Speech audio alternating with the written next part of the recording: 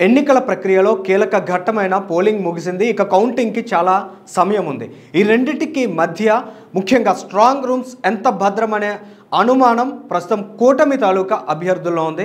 వారి అనుమానాలకు బలాన్ని ఇచ్చే విధంగా ఆంధ్రప్రదేశ్ రాష్ట్రంలోని విజయనగరం జిల్లాలో ఓ కీలక పరిణామం చోటు చేసుకుంది. ప్రస్తుతం ఆ పరిణామం ఏంటి, అక్కడ జరిగినటువంటి తప్పిదాలు ఏంటనే విషయాలను మీ ముందుంచే ప్రయత్నాన్ని ఇప్పుడు జనగలం చేస్తుంది.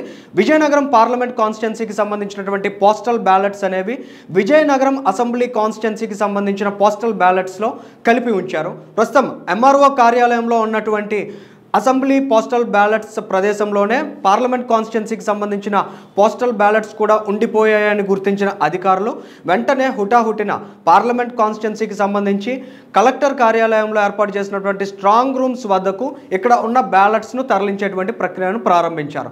అయితే ఈ క్రమంలో అధికారులు చేసినటువంటి తప్పిదాలను ఇప్పుడు మీ ముందు ఉంచుతున్నాం. ముఖ్యంగా స్ట్రాంగ్ రూమ్స్ను తెరిచేటువంటి సమయంలో అక్కడ అన్ని రాజకీయ పార్టీలకు సంబంధించిన ప్రతినిధులకు సమాచారం ఇవ్వాలి. ముఖ్యంగా ప్రధాన అభ్యర్థులకు సంబంధించిన ప్రతినిధులు ఉండగా అక్కడ స్ట్రాంగ్ రూమ్స్ను తెరవాల్సి ఉంది. కానీ తెలుగుదేశం పార్టీ అభ్యర్థులకు మాత్రం వేరే విధమైన సమాచారం ఇచ్చారు. కలెక్టర్ కార్యాలయానికి రావాల్సిందిగా ఆర్ఓ నుంచి సమాచారం అందినట్లు తెలుస్తోంది. ఇక్కడ ఎంఆర్ఓ కార్యాలయంలో ఏదైతే స్ట్రాంగ్ రూమ్స్ను ప్రస్తుతం మనం తెరుస్తున్నటువంటి దృశ్యాన్ని చూస్తున్నామో, సో అక్కడికి కేవలం వైసీపీకి సంబంధించిన ప్రతినిధులు వచ్చారు.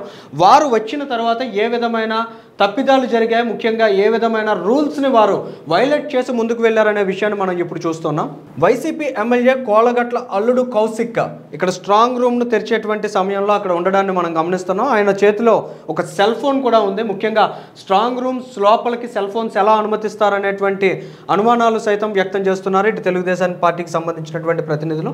ఇక్కడ స్ట్రాంగ్ రూమ్ అనేది ఓపెన్ చేశారు. ఓపెన్ చేసిన తర్వాత ఎవరైతే వైసీపీ ఎంపీపీ అప్పలనాయుడు ఉన్నారో ఆయన స్ట్రాంగ్ రూమ్ లోపలికి వెళ్ళడాన్ని కూడా మనం చూస్తున్నాం. ఓపెన్ చేసిన తర్వాత స్ట్రాంగ్ రూమ్లు తెరిచే సమయంలో ఇతర రాజకీయ పార్టీల ప్రతినిధులను ఎందుకు పిలవలేదనేది ప్రధానంగా ఇప్పుడు తెలుగుదేశం పార్టీకి సంబంధించిన అనుమానం. ఇక వైసీపీ నేతలను సెల్ ఫోన్లతో ఎలా లోపలికి అనుమతిస్తారనేది మరొక ప్రధానమైనటువంటి అభ్యంతరాన్ని వారు వ్యక్తం చేస్తున్నారు. స్ట్రాంగ్ రూమ్ లోపలికి ముఖ్యంగా క్యాండిడేట్తో పాటు ఏజెంట్స్ కూడా వెళ్ళడానికి వీల్లేదని చెప్తారు. అటువంటిది ఈ రెండింటికి సంబంధం లేనటువంటి వ్యక్తులు ఏ విధంగా స్ట్రాంగ్ రూమ్స్ లోపలికి వెళ్ళారనే అనుమానాలు సైతం వ్యక్తమవుతున్నాయి. ఇక స్ట్రాంగ్ రూమ్ లోపల కిటికీలకు పెద్ద పెద్ద రంధ్రాలను మనం చూడగలుగుతున్నాం. అనేక స్ట్రాంగ్ రూమ్స్ను మనం పరిశీలించినట్లయితే ముఖ్యంగా వాటికి ఏవైతే విండోస్ ఉంటాయో వాటి బయట పెద్ద ఎత్తున చెక్కలు వాటిని కొట్టి ఏ విధంగా లోపలికి కనీసం వెలుతురు కూడా వెళ్ళడానికి వీలు లేకుండా భద్రపరుస్తారు. కానీ ఈ దృశ్యాల్లో మనం చూసినట్లయితే పూర్తిగా కిటికీలకి హోల్స్ అనేవి ఎలా ఉన్నాయనేది మనం చూస్తున్నాం. అంటే పోస్టల్ బ్యాలెట్స్కి సంబంధించినటువంటి స్ట్రాంగ్ రూమ్స్ ఇవి.